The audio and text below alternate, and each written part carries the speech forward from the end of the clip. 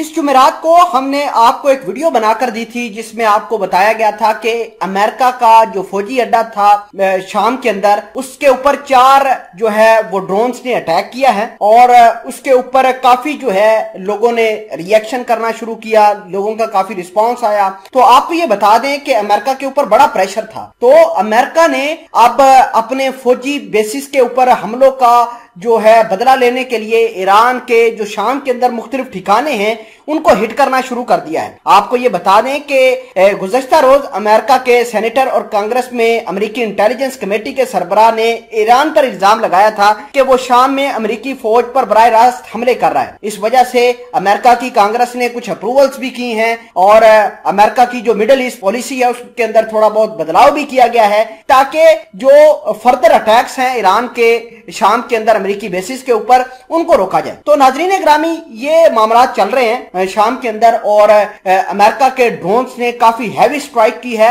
HQ-9 drone है America का, उसने स्ट्राइक्स की हैं। इसके अलावा अमेरिका ने ग्लोबल हाक नाम का एक ड्रोन है, उसकी मदद से स्ट्राइक्स की हैं जिसकी वजह से ईरान के जंगजू हलाक हुए हैं, इनके कुछ ठिकाने तबाह हुए हैं। तो इस पूरे रीजन की, खुसूसन मिडल ईस्ट की सिचुएशन काफी खराब हुई है। शाम के अंदर तुर्की का भी बहुत सारा असर रसूख है, कुछ इलाके तुर्की के जो जेरे कंट्रोल है शाम के, तो अमेरिका के ग्लोबल हाक ड्रोन ने वहां पर भी एयर स्ट्राइक्स की हैं और तुर्की भी इससे काफी भड़क गया है और तुर्की ने यह कहा है कि मुमकिन तौर पर अपनी सिक्योरिटी को टाइट करने के लिए अमेरिका को बरवक्त जवाबी कार्रवाई देगा। तो मामलात क्या हैं, अमेरिका किस तरह अपनी हड़बड़ाहट का बदला अब तुर्की, ईरान के जंगजुओं और सीरिया के जंगजुओं से ले रहा है, तमाम तर चीजें आज की इस वीडियो में हम आपके साथ शेयर करेंगे। छोटी सी गुजारिश है कि आप हमारा यूट्यूब चैनल हसनात टीवी को सब्सक्राइब करके पास मौजूद घंटी के निशान को दबा लें ताकि लेटेस्ट न्यूज आप तक पर वक्त पहुंचती रहे। समय ने कदर सबसे पहले आपको ये बता देते हैं कि अमेरिका का जो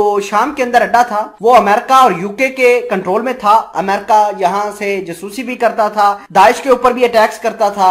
सितंबर के महीने में भी अमेरिका ने शाम के अंदर दाइश के कमांडरों को हलाक किया और जुमेरात को भी इन्होंने ऐलान किया था कि दाइश का एक कमांडर जिसका नाम अब्दुल हमीम मुतर है उसको उन्होंने हलाक किया है। लेकिन जुमेरात को ही एक बहुत बड़ा एक्सीडेंट हुआ जो है शाम के अंदर और अमेरिका की बेस के ऊपर 4 ड्रोन्स ने अटैक किया। अब अमेरिका वालों ने हमेशा की तरह ईरान के ऊपर जो है इल्जाम लगा दिया कि ईरान ने ड्रोन भेजे थे और इस वजह से उनके बेस को काफी नुकसान पहुंचा है। अब नुकसान कितना हुआ है ये अमेरिका ने किसी को नहीं बताया। अमेरिका के जो दफाई सेक्रेटरीज हैं, जो कांग्रेस के अंदर सेनेटर्स हैं, दफाई मामलात को देखते हैं, उन्होंने अपनी फौज को यह कहा है मिडल ईस्ट के अंदर कि आप ईरान के जंगजुओं के ऊपर अटैक करें। अब अमेरिका का ग्लोबल हाक जो है वो पहले ईरान ने मार गिराया था डोनाल्ड ट्रंप के जमाने में। आपको याद होगा जब डोनाल्ड ट्रंप ईरान के ऊपर अटैक करने वाले थे तो उसी ड्रोन का इस्तेमाल अब सीरिया के अंदर दोबारा ईरान के खिलाफ करना शुरू कर दिया है। तो आप समझ सकते हैं कि सिचुएशन कितनी खराब है। इसके अलावा